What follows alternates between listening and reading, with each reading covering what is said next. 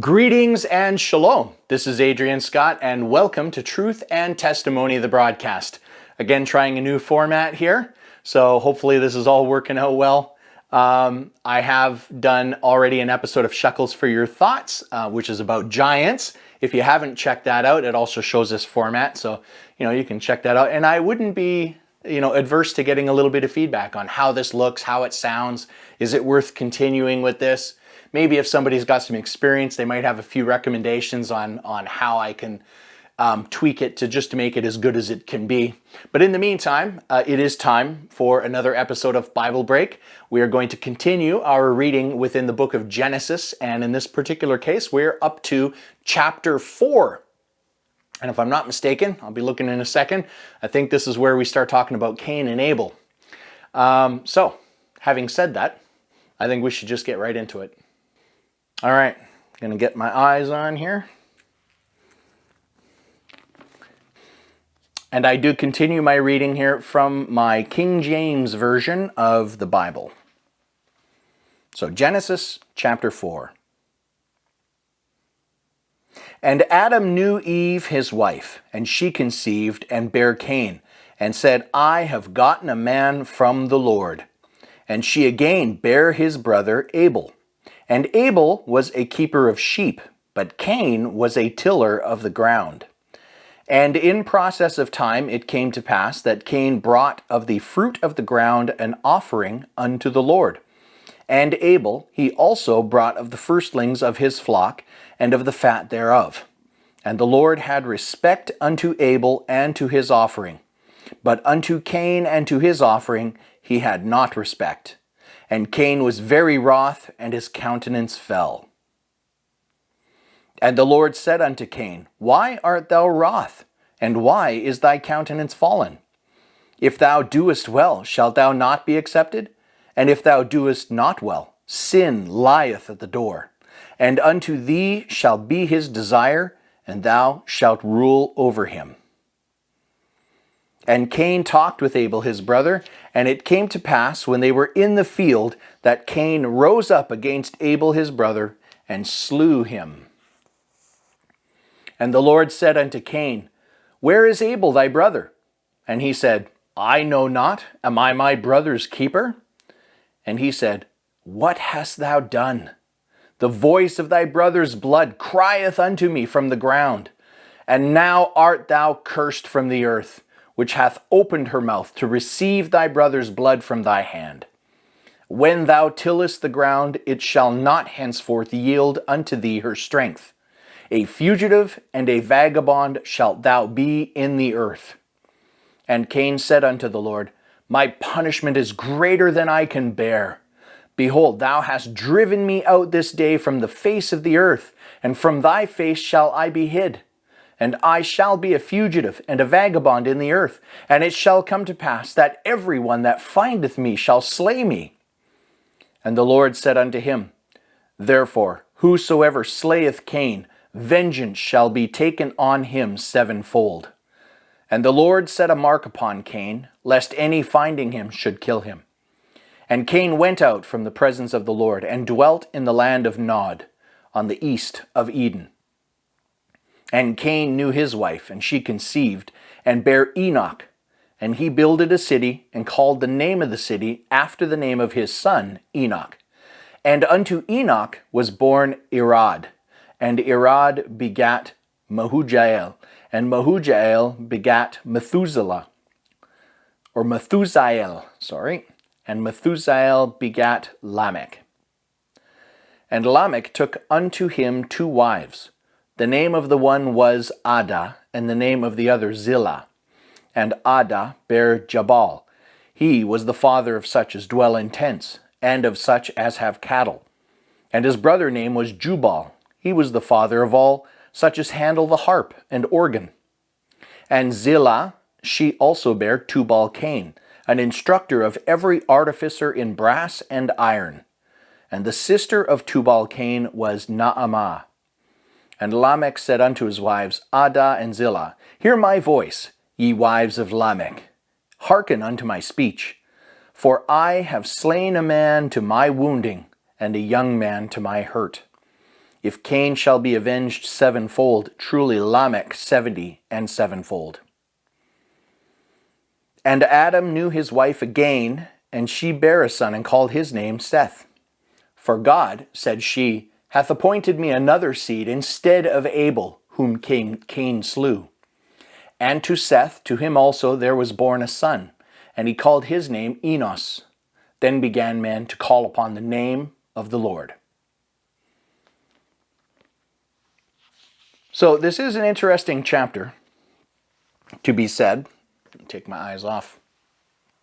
So we go back to the beginning of chapter 4 as I start talking about this.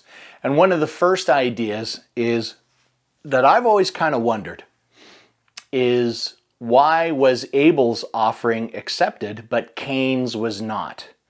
Now, to me, what I always thought was the simple answer was that Cain was offering of the animals, right? So basically there was a blood offering effectively going on here.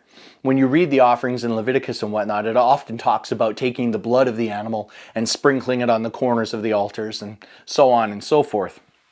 And we know from other parts of Scripture, it is told that there's no remission of sin without the shedding of blood.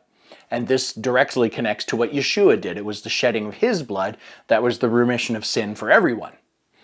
Right? Now, when you're just offering your first fruits of the grain and of your barley harvest and all of these things, those are good, but they don't serve a full picture. Most of those things often were part of a peace offering or a guilt offering or a voluntary offering. Not limited, there's exceptions to all of this, and I am not an expert in the types of offerings that were performed, but there is an idea that like the Passover sacrifice for one, I mean that's such a significant one, that's an animal. It has a grain portion to it, but it is an animal offering of the lamb. So it kind of connects to that idea of what Abel was offering was a shadow picture of the blood of the animal slain being an atonement or showing an atonement, right? Because now at this point Adam and Eve have already fallen and they killed the animal to make skins for themselves. And I think that's kind of the first picture of that. So this continues that, but Cain only brought a grain offering. So what he brought was not sufficient. Now this ties into all these other concepts of stuff where, you know, we didn't get the law until Mount Sinai later on in the future. So at this point, we did not have a prescribed law of how to do things. But I still think there was a proper way to do it in the eyes of God. And even if it hadn't been written down in the form of the Torah yet, that I think people, even before the Torah was given or the law was given at Mount Sinai, still knew. So that's kind of my explanation on that one. I don't know for sure, but that's my opinion on it. But I do find that interesting. And then actually just right back at the very beginning of the chapter, there's this idea of Adam knew Eve, his wife.